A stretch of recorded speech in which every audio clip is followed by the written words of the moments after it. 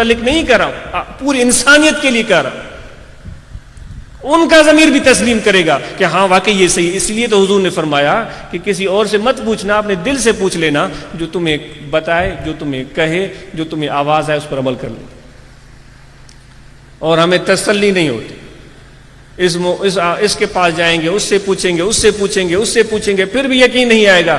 وہ جس طرح کہتے ہیں کہ ایک شخص تھا جو شک میں مبتلا تھا، وہ پیش امام کے پیچھے نماز پڑھ رہا تھا، یقین کی اس میں کمی تھی، تو نماز کے لیے نیت احناف کے نزدیک دل کی ہی کافی ہوتی ہے، لیکن وہ زور زور سے کہہ رہا تھا سندھی میں، نیت کم نماز جی، نیت کم نماز جی، وری ان کے پک نتھے تلائے چھا نماز چم یا کا بی گال چم وری نیت کم نماز، وری چار رکعتوں مانا ان کے پک نہ پئی تھی جی ایسا میں تھیندو۔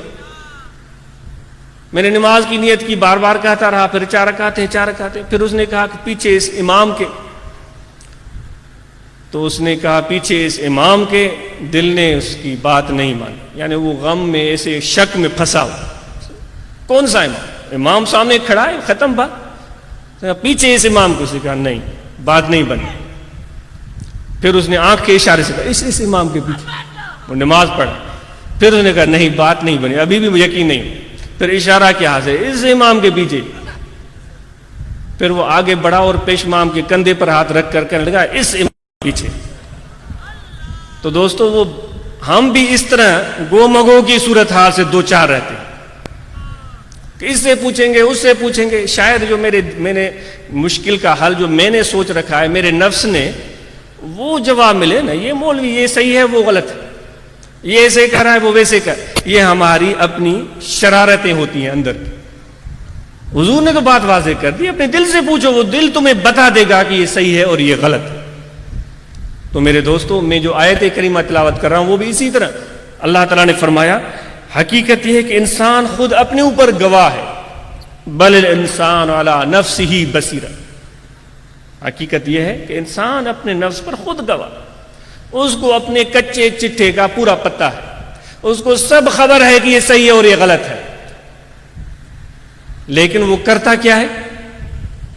وَلَوْ أَلْقَى مَغَادِيرَ، بڑے بہانے بناتا ہے، بڑی چالاکی دکھاتا ہے۔ اللہ شکایت کر رہا ہے، بڑے بہانے بناتا ہے، جانتا ہے اس کا نفس، اس کو خبر ہے، لیکن بڑے بہانے بناتا ہے۔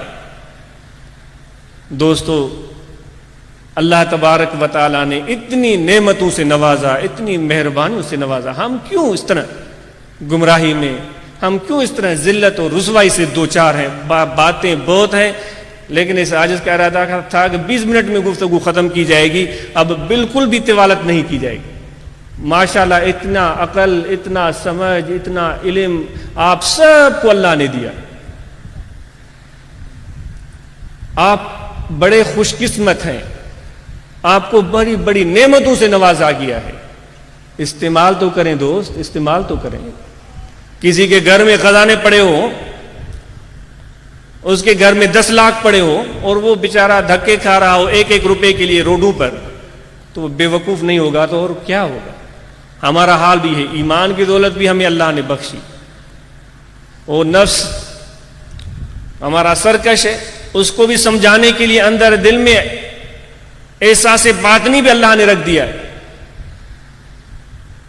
ہدایت ہمارے سامنے واضح کر دی، نبی بھی بھیج دیے، لیکن ابھی تک ہم کہہ رہے ہیں کہ پتہ نہیں کہ ابھی کیا چیز اور آنی ہے جس کا ہم انتظار کر رہے ہیں۔ نکل جاؤ اس گومگو کی کیفیت سے، یقین اپنے دل میں پیدا کرو، اعتماد اپنے اندر پیدا کرو، یکسوئی اپنے اندر پیدا کرو، اور اپنے دل کی آواز کو سنو، بلکہ دل کے کو طاقت بخشو۔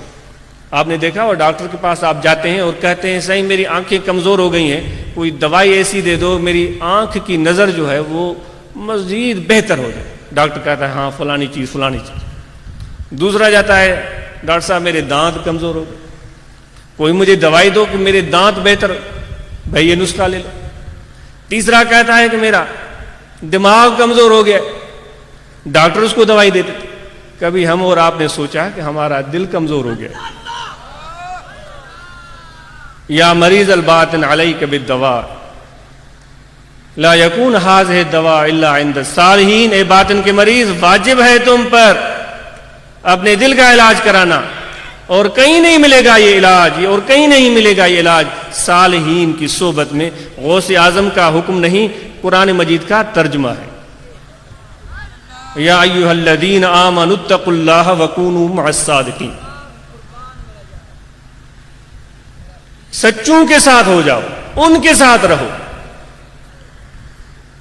پھر میں وہ بات پہلے والی دوبارہ دہراتا ہوں، تاکہ میرا موضوع یہی تھا، اس لیے کیا دہراتا ہوں، وہ یہ بات ہے کہ جب ہم غلط کام کر رہے ہوتے ہیں، ہمارے اندر سے آواز آ رہی ہوتی ہے، نہ کرو، نہیں کرو، نہیں کرو، درست نہیں ہے، نہیں سنتے ہم۔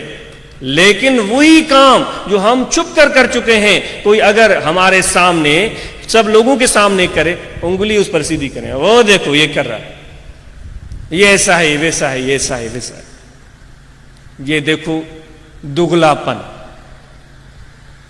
حضرت بایزید بسطامی رحمۃ اللہ تعالی علیہ طریق نقشبندیہ کے پیشوا ہیں، وہ اپنے خادم کے ساتھ حرمین کی زیارت کے لیے گئے۔ جب وہ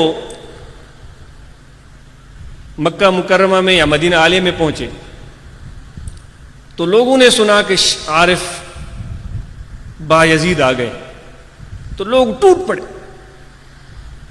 ہر ایک شخص آگے بڑھ رہا ہے، کتنے وہ کھڑے لوگ تھے۔ ہمیں اپنے حال پر شرم آتی ہے، ہم تو گندگی کا ڈھیر ہے۔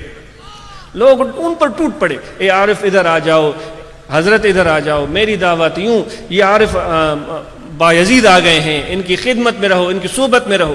اور وہ مہینہ رمضان کا، کتنے وہ عجیب ان کے اصرار ہوتے تھے۔ اس لیے کہا جاتا ہے کہ کاملین کی صحبت میں جاؤ تو اپنے ان کی باتوں پر اعتراض مت کرو۔